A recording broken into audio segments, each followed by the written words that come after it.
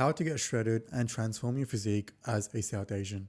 Now, me personally, I went through my own personal transformation where I lost over 45 kilos over a 3 year period, over a long time. I learned a lot and I know that it's different. It's different for South Asians. Our cultures are different. The food that we're grown up eating are different. Our body types are different. So I'm going to break it down how you can transform your physique and get shredded as a brown person.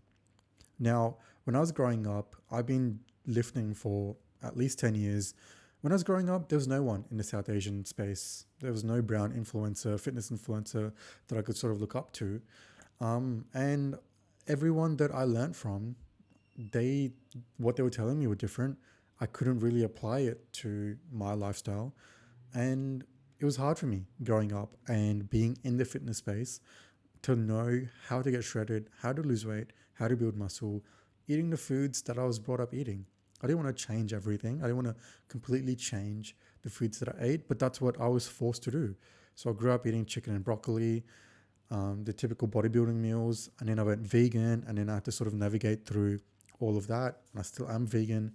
Now, let's start off with the basics. Let's start off with nutrition. That's the biggest mistake that I made is trying to eat like everyone else that was telling me you have to eat this way, you have to eat clean, you have to eat, chicken, broccoli, rice, you have to eat meat and rice every single day. That is BS. Now you have a lot of people on social media saying that, the typical foods that we're brought up eating, like dal and other kinds of, chana dal, different kinds of Indian foods, especially vegetarian foods, are bad for building muscle, are bad for getting shredded and losing weight. And when I wasn't vegan, I sort of bought into this as well. I thought the foods, especially Indian foods, were really bad for you. The thing is, Indian foods aren't that bad for you at all. When you break it down ingredient wise, the one thing that's bad for you when it comes to Indian food is oil. That's where most of the calories comes from. Like when I got into cooking and when I was making Indian food, I realized that the most of the ingredients are just spices, and all of the other ingredients don't really add that much calories. Where do all these calories come from? It comes from the oil. And some people might say, especially, in the older population, that a lot of the calories also comes from the rice, the roti, and all of the carbs that we add onto it. And that's simply not true. Like when you look at rice, when you look at basmati rice, per cup, it's really not that many calories. For 2 cups, not that many calories. So where do all of the calories in Indian food come from? It comes from the oil. So what I recommend you doing is whether you live with your parents, whether you live by yourself, whether, no matter what, you want to still be eating the kinds of foods, especially when you want to go into this transformation, when you want to get shredded, you want to eat foods that you enjoy. You want to eat foods that you're comfortable with. And for that, you have to cook your own food. You have to know exactly what you're putting into your food, what you're putting into your meals, and that way you can be in control of everything. And you can still make Indian food and enjoy Indian food as well. I have a cookbook. I made a cookbook full of Indian vegan high protein recipes. I'll put that in the description box down below. But that just has all of the foods that I enjoyed eating. And things like masala dosa, things like dal, things like, all kinds of curries. And the calories comes from the oil. That's honestly it. And if you can skip out an oil or at least minimize the oil, that would instantly make all Indian food healthy. But the catch is the oil is where most of the flavor comes from. The oil and the spices, when they mix, that's where most of the flavor is created. So it's not going to taste the same, but it's going to taste pretty close to the same. So instead of oil, nowadays, if I'm not using a spray, like an olive oil spray, something like that, I'm just using water. I'm not using any oil at all. So when it comes to nutrition, Indian food isn't that bad for you. It all just comes down to making sure you're cooking your own food and reducing the oil. And I'll challenge you, when you cook your own food, when you weigh out all the ingredients, you'll notice that it's really not that unhealthy. It's not calorie packed, especially when it comes to something like dal. It's really not that high in calories, but the calories comes from the oil that you use. That leads me to my next point. There's a lot of people on social media that say that dal, things, Indian foods that we grew up eating aren't a complete source of protein. They are really bad for building muscle because they don't have that much protein. And honestly, I heavily disagree. And so does the science. What these people fail to mention, especially when they say that dal has no protein or isn't a complete source of protein, is that no one's out there eating dal by itself, especially as Indians. Like we've been eating dal for, I don't know, thousands of years. And what do we eat dal with? We eat dal with things like rice, things like roti, potatoes, some sort of carb source. And you know what happens when you add in a carb source like that? Dal becomes a complete protein. You mix dal with rice, complete protein. And these people don't mention that. They don't mention that, dal by itself is not a complete protein, but when you mix it with something else like white rice, complete protein. So that's really important. So don't get fooled by all these people on social media that tell you that, don't eat dal, eat meat. Dal doesn't have that much protein. It does. You just have to be particular about which kind of dal you use. And I use red lentils. That's my favorite. And it fills me up. Not just because, it's incredibly tasty, but also because of the fiber content, the micronutrients. Because when you look at it as from a distance, it's not just the calories that matter, but also the micronutrients that the food has. And something like dal and rice, whole foods plant-based meals, are completely packed with these kinds of micronutrients. Nutrition side, you can still eat Indian food and still get shredded. It just depends on what you're eating. That's taken care of. Let's move on to something like lifestyle. So this one makes me upset because growing up, especially when you look at it now, I don't know, but in my circle, a lot of the older South Asian, a lot of the brown uncles and aunties, it's very rare to find uncles and aunties that keep fit, that are in shape, and that eat healthy, you know? And that's what I want to change. I want to be that example. When I grow up, I don't want to be, like everyone else. I want to set a healthy example. And I think when it comes to the lifestyle that us brown people live, it's really easy to get caught up into a corporate job, into your family life, whether you're a doctor or an engineer. I know that's being really cliche. There are a lot of other professions out there, but that's just the first ones that come to my mind. If you're a doctor or engineer or some sort of corporate role or some sort of 9 to 5, and this applies to everyone, not just South Asians, but especially I've seen it in the South Asian circle. People get caught up in their lifestyles. People get caught up with work, and this leads to something that a lot of people don't talk about that really affects your fitness. You can still be gymming. You can still go work out. You can still do everything, and then you go to work, and what happens? Stress. And stress is something that it really affects us on a deeper level on everything that we do, especially fitness. I know Chris Bumstead spoke about it and how stress is such a big factor in your physique, in how you're feeling, how you're training. So if you don't take care of stress, that has a ripple effect on every other area of your life. So what I recommend when it comes to stress is sleeping properly. So making sure you're getting in at least, at the bare minimum, 7 hours of sleep. It'd be nice to get in 8 hours of sleep, but bare minimum, 7 hours of sleep. And something that can help you do that is ashwagandha. I personally take ashwagandha. I don't take it every day, but I take it on days where, I feel like I really need it. On days where I feel really stressed and I just need something to sort of hold me down and to ground me. That's when ashwagandha comes in clutch. It's amazing. And I don't take it every day. I don't recommend taking it every day because your body can get used to it. And after some point, just like anything else, you won't feel it anymore. So I would say take it maybe 3-4 times a week. Start off with maybe 3 times a week. See how you feel. I take it maybe twice a week at this point. But what that does is it helps with stress, but it also helps a lot with sleep. More than there may be people out there that say it has testosterone enhancing effects and whatnot. But honestly, even if it helps with just sleep, that has a ripple effect on your testosterone, on your hormones, on your fitness goals.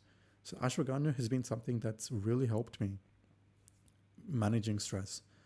And this isn't even, I'm not getting paid to say this. You can literally go into your own pharmacy and buy whatever ashwagandha that you find. Try it out.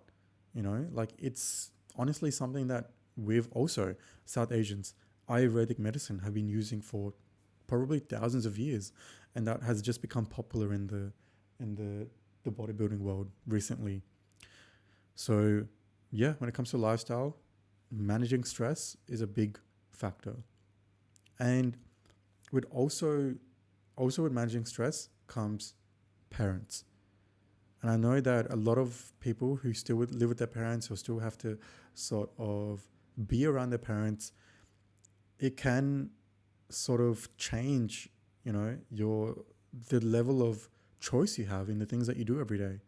Like what time you go to the gym, what time you're able to sleep, what time you're doing this, what time you're doing that. But that's when it's really important to realize that the better that you have your own strict routine, the better that you'll be as a person, the better, son or daughter that you'll be for your parents, the better family member you'll be, the better dad you'll be, the better mom you'll be.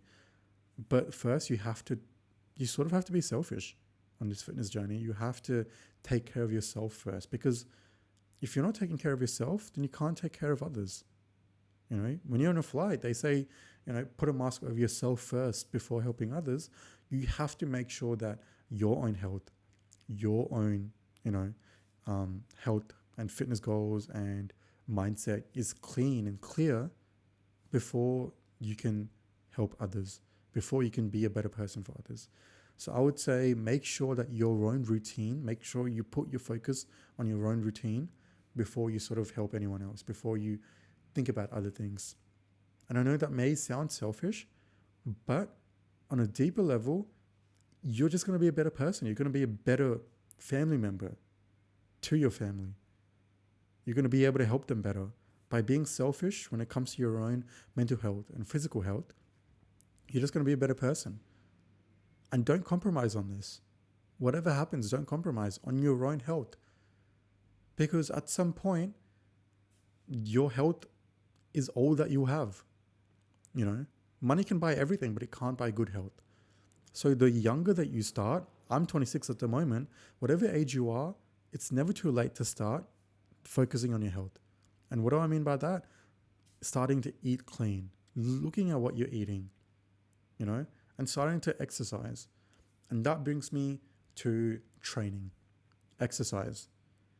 And I know that, especially in the brown community, South Asian community, fitness has started to become a really big trend. And I love that. I love that a lot more brown people are starting to go to the gym. I love that a lot more older uncles and aunties are starting to look after their own health. And this is where training comes in hand. No matter how old you are, no matter what you're doing, I strongly recommend these two things. Some kind of resistance training, whether it's weights, whether it's body weight, whether it's, resistance bands, some kind of resistance training coupled with some kind of cardio. And when I say cardio, I don't mean, going on the Stairmaster or going on a machine at the gym for hours on end. No. The cardio that I recommend, going for a walk. Just going for a walk. Getting in at least 10,000 steps a day really helps you get into a routine. And honestly, that's the only cardio that I did during my transformation, getting 10,000 steps a day. So cardio, going for a walk, and resistance training, doing some sort of resistance training, like no matter who you are, you could be, a man or a woman, no matter who you are, resistance training will always help you. Resistance training will always be good for you, for your body. You're not going to build muscle. You're not going to become bulky. You're not going to blow up overnight. That's like the biggest BS that I hear people say. Oh, I don't want to get too bulky. You're not going to get too bulky. You're not. Trust me. It's taken me 10 years to look, I'm not even where I want to be yet. So don't worry. Just Resistance training is just good for your body. You will feel so much better. Couple that with some cardio. So training, I recommend everyone to do some sort of resistance training. Before I used to say, if you do at least some sort of cardio, that's fine. But no, I've changed. My thought has changed. My mindset has changed. I think that everyone should do some sort of resistance training, whether it's body weight, whether it's resistance bands. Like I said, do some kind of resistance training. I recommend weights. That's what I do. Starting off slow. You don't have to, become a power lifter, but just getting your body used to resistance is good for you.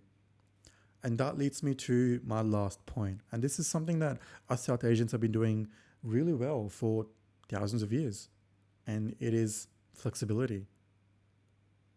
Flexibility as in like stretching. We have this thing where we stretch. It's called yoga. And it's incredibly beneficial for you. And this isn't going to turn into some yoga pitch, but starting off with some sort of basic stretching, some sort of basic stretching routine is incredibly beneficial for you. It's really beneficial for you. Like it's been one of the biggest things that I've started doing that's made the biggest change on my life, how I feel. Like more than lifting weights, my journey of becoming more flexible has made me feel so much better, has made my body look so much better and feel so much better. So getting into some sort of stretching routine every single day. And that could be, doing yoga, doing hatha yoga in the morning, doing something in the morning, some sort of stretching. Because the younger that you are, the younger that you start stretching, the better you're going to feel in your 30s and your 40s. Everything that we do now, I'm speaking for myself, but everything I'm doing now is so that I can become a better person in my 30s and 40s and 50s. Because right now, like it's changed. Maybe when I started lifting, I wanted to lift, I wanted to look good, for aesthetic purposes. And I still do. I still want to look good. I still want to be jacked. But now it's more so for the future me, for my family. I want to be there for them. And the better in shape that I am, the better in shape that, the better that I'll feel, the better that I'll be, the better, husband that I'll be, the better parent that I'll be in the future.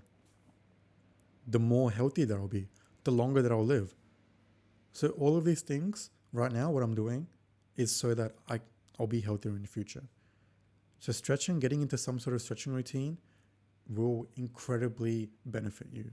So if you do all of these things, it will lead you to living a comfortable life, feeling good, feeling so much better about yourself, and also transforming your physique. You can still live the life you want to live, but just be in control, be mindful, cook your own food, and be selfish. You have to be selfish. Your health comes first. I hope this helps. Like I said, I have a cookbook in the description box down below with 40 different recipes that I personally eat, Indian recipes, high protein recipes that would really benefit you if you feel stuck on what kind of foods to cook.